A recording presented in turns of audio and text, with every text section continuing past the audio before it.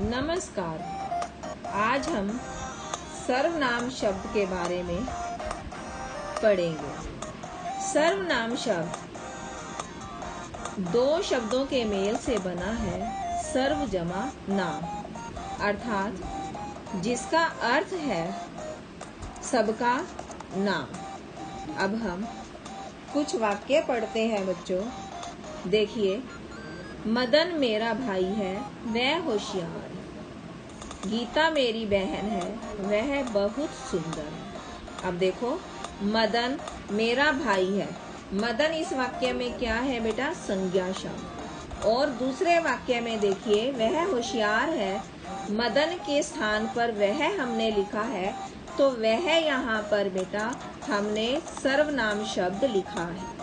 अब ऐसे ही दूसरे वाक्य में गीता मेरी बहन है, गीता संज्ञा शब्द है, वह बहुत सुंदर है। गीता के स्थान पर हमने वह लिखा है, तो वह सर्वनाम शब्द हुआ। तो अब इसकी परिभाषा हुई बच्चों, संज्ञा के स्थान पर आने वाले शब्द सर्वनाम शब्द कहलाते हैं। अब देखिए परिभाषा, जो शब्द संज्ञा शब्दों के स्थान पर प्रयोग किए जाते हैं वे सर्वनाम शब्द कहलाते हैं। वे सर्वनाम शब्द कहलाते हैं। उदाहरण, अब उदाहरण में बेटे सर्वनाम शब्द कौन कौन से होते हैं?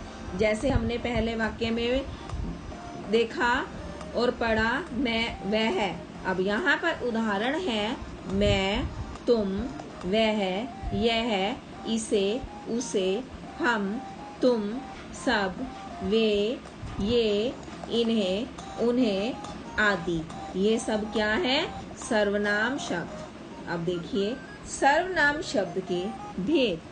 सर्वनाम शब्द के कितने भेद होते हैं? 6। कितने भेद होते हैं? 6। अब कौन कौन से?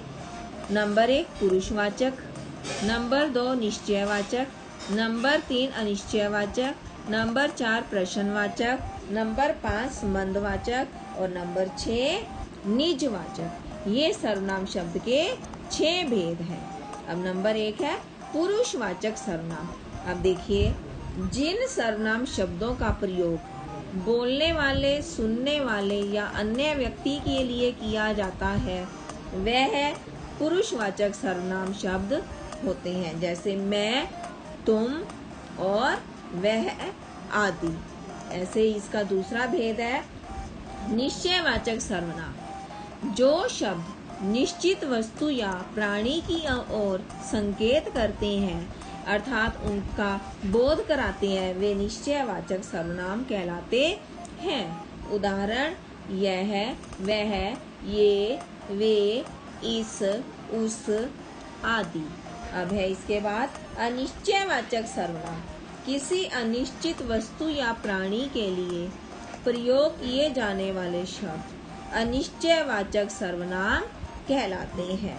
उदाहरण, कुछ, कोई, कौन आदि। जैसा कि हमें नाम से ही पता चल रहा है, अनिश्चयवाचक, जिसका कोई हमें अनुमान ही नहीं है कि वस्तु कितनी है या वहां पर प्राणी कितने खड़े हैं। अब इसका अगला भेद है प्रश्नवाचक सर्वनाम। जिन सर्वनाम शब्दों का प्रयोग प्रश्न पूछने के लिए किया जाता है वे प्रश्नवाचक सर्वनाम कहलाते हैं।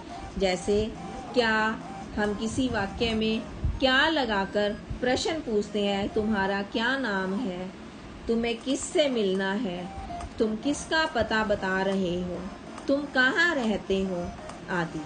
ये प्रश्नवाचक सर्वनाम शब्द होते हैं।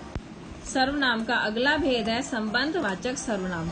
जो सर्वनाम शब्द वाक्य में दूसरे सर्वनाम या संज्ञा शब्द से संबंध बताते हैं वे संबंधवाचक सर्वनाम कहलाते हैं। उदाहरण, जो, सो, जिसने, उसने, जिसका, उसका आदि। सर्वनाम का छठा भेद है निजवाचक सर्वनाम। जिन सर्वनाम शब्दों का प्रयोग अपने लिए किया जाता है वे निजवाचक सर्वनाम कहलाते हैं। उदाहरण, अपने आप, स्वयं, खुद आदि। धन्यवाद।